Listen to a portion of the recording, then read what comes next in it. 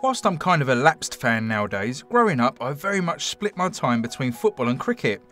Summer breaks from school usually involved either playing cricket over the field or sat inside glued to Test Match Special on BBC One watching Ian Botham and Graham Gooch, ask your dad on that one, hit the Aussies or West Indies around Edgbaston to the light and lilting tones of Richie Benaud. So it was with a nostalgic pang that I saw Cricket 19 pop up on the Switch eShop recently. Now, I do love a sports game and will play most genres if the game looks decent enough, so I decided to stump up and give this one a whirl. What I found surprised me quite a bit. Now, there's a lot to go through here, so I've broken the review into 3 sections, so please stick around as I review Cricket 19 on the Nintendo Switch. He's on fire. Now, Cricket 19 is developed by Australian development studio Big Ant, who have had a string of other sports games behind them on other platforms, including other cricket titles and the reasonably decent AO Tennis, so they are no strangers to the sporting genre. But even so, it still seemed pretty ambitious of them to release their latest title on the Switch. Their last game, Ashes Cricket, was released back in 2017 on the PlayStation 4 and Xbox, and despite some niggles, was the best cricket game released since the Brian Lara's cricket days on the PlayStation. Actually, if you remember Brian Lara's cricket, then why not check out the poll question to the right hand side, where I'm going to ask you what year Brian Lara's cricket was first released on the PlayStation 1. Just for a bit of fun, have a guess and I'll let you know the answer later. Cricket 19 builds on the good groundwork Ashes Cricket laid down and delivers a pretty staggering amount of content, especially, as I said, cramming all of this into our little handheld device. There are 5 main modes the game focuses on. Now, given the timing of the release of the game, the main focus is on the World Cup, which is currently being played in England and Wales at the moment. You can also play an Ashes series where England and Australia face off to see who can win the teeny tiny trophy and bragging rights for the following year. And if you want to play a quick game, well, I say quick, a game of cricket can literally last days, then there is a mode to create a single game of any type ranging from the 5s, where each team has 5 overs and 5 wickets to score as many runs as possible, to full 5-day test matches and all variants in between. The wealth of options you can tinker with is really quite staggering. Even just setting up a single match, there are over 20 different options that you can tweak. The Play Now mode can also be taken online.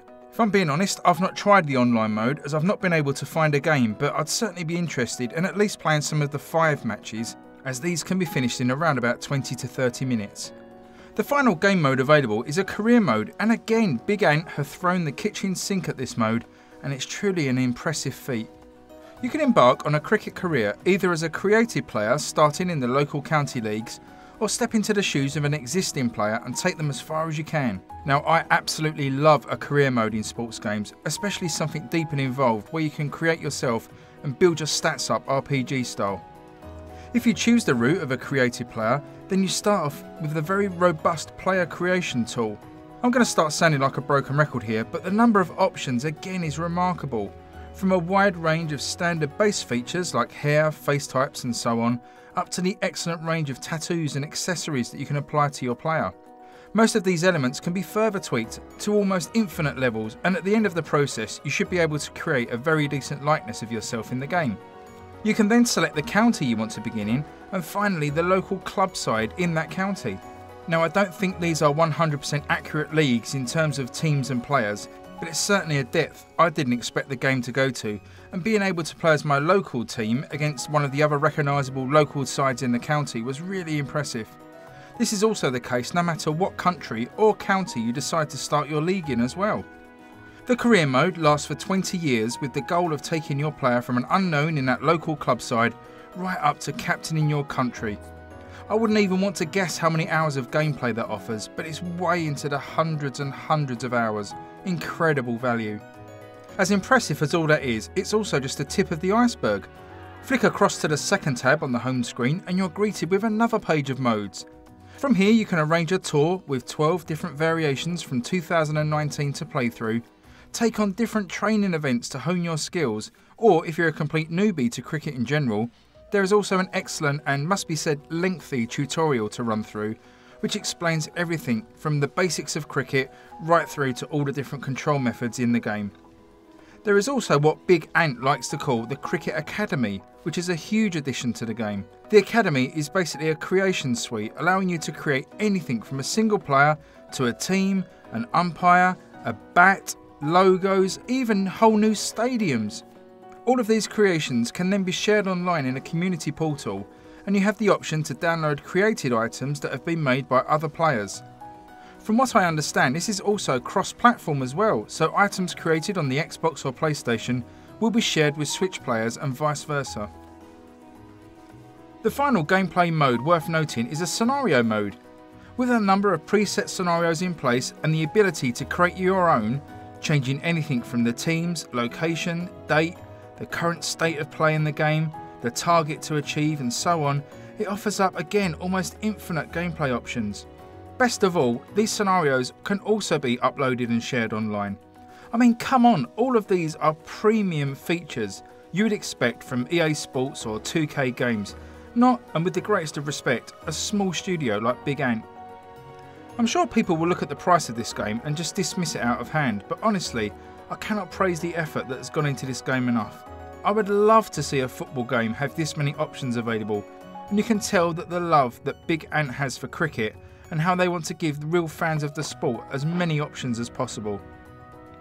I should also note here that women's cricket is fully catered for, which is superb to see.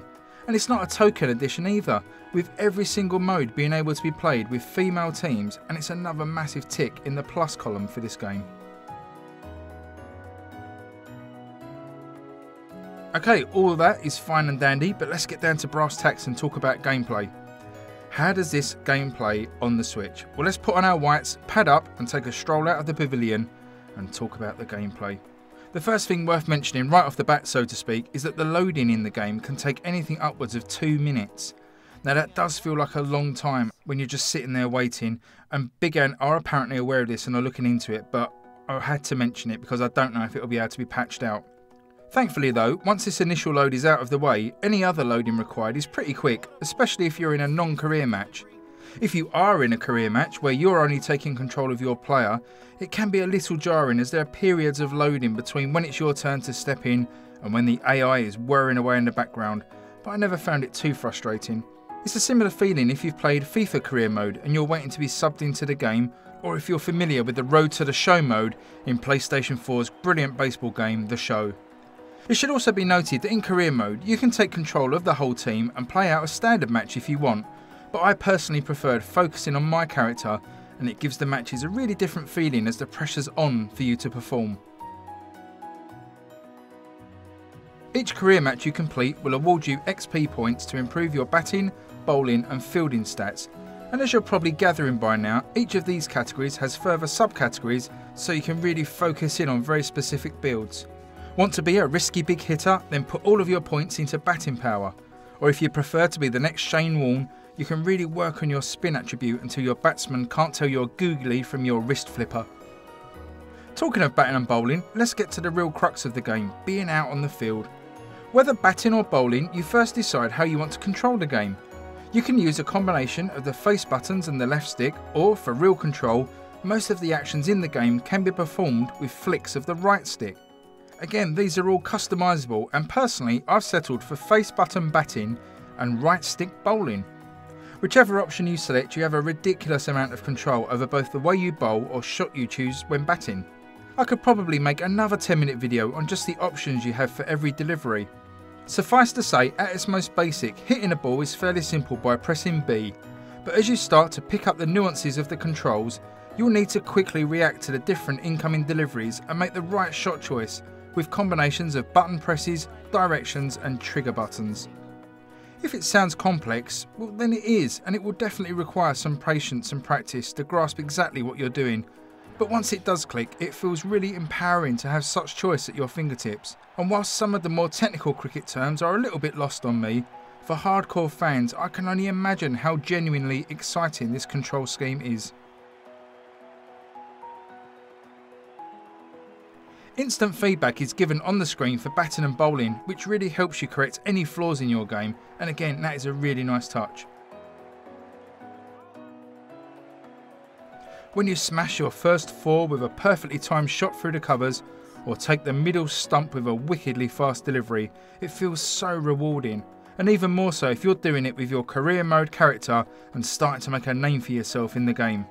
As you have so much control over your actions, both the highs and the lows feel extra special. Fielding is a little more clunky, with the zoomed out camera angle and small ball making following the path of a shot a bit tricky.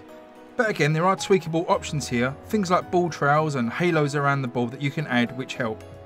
In the end, I left fielding on semi-automatic, meaning the AI would do all the chasing and it was in my hands to just throw the ball back to the stumps. I did like the catching mechanic in the game, which is something that makes fielding a little bit more interesting. If the ball is heading your way in the air, then you have a limited amount of time to guide a small little ball icon into a small circle on the screen before the timer runs out. If you can get it there, then catches are more or less completed. It does feel a little bit gamey, but also makes fielding a lot more interactive.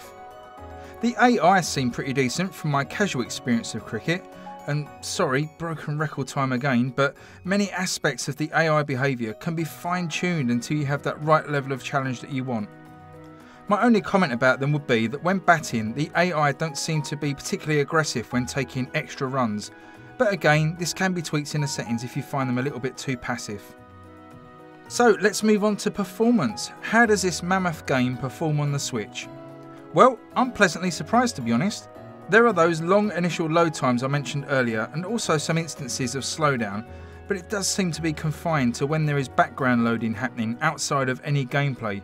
I've found once in the throes of a game the performance is absolutely fine with a solid frame rate, albeit something which feels around 30 frames a second. Looks wise again, I think this holds up really well on Switch. From the large impressive stadiums to the multitude of player models, equipment and customization options being clearly visible on the pitch. The players themselves do tend to have that slight zombified look, but nothing worse than most other top sports games, especially on the Switch. I also really dig the audio in the game, from the range of decent music in the menus to the work that has been done to deliver really authentic sounds at pitch level.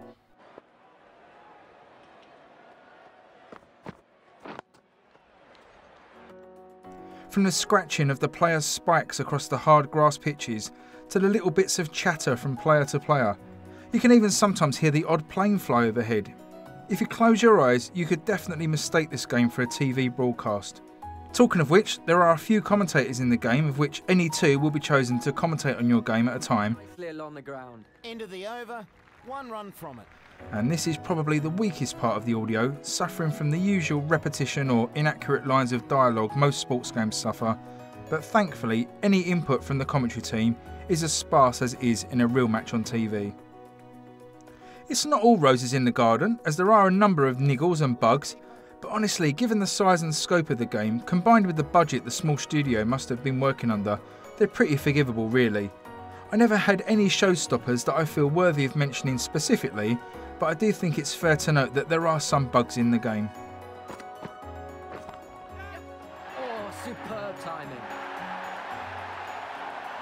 Wow, that was a mammoth review.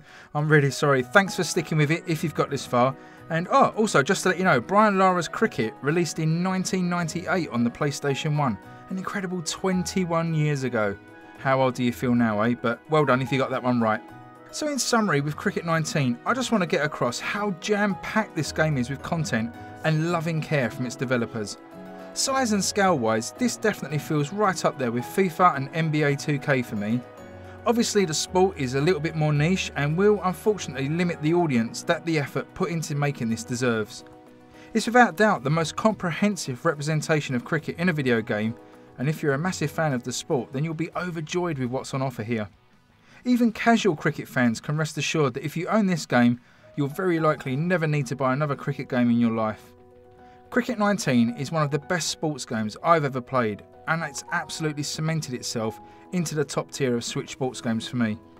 I could lament the fact that the long load times exist, and there's sometimes sluggish UI in the menus, or there's the odd bug or niggle in the game, but it would feel incredibly disingenuous to the rest of the effort that has been put in. I'm going to give Cricket 19 on the Switch not a 4, not a 6, but a brilliant 9 out of 10. Okay, once again, thanks for watching this review. Sorry it was a bit of a longer one, but hopefully you can see how good of a game this is with the amount of time that I've put into it. If you're new here, please consider subscribing as it really helps me out. Also, why not leave me a comment below? I know a lot of my subscribers are from America, so how do you guys feel about cricket over there? Do you prefer baseball or are you willing to give cricket a chance? Let me know below. Okay, thanks once again for watching. Stay switched on and I will see you on the next video. Cheers guys, bye.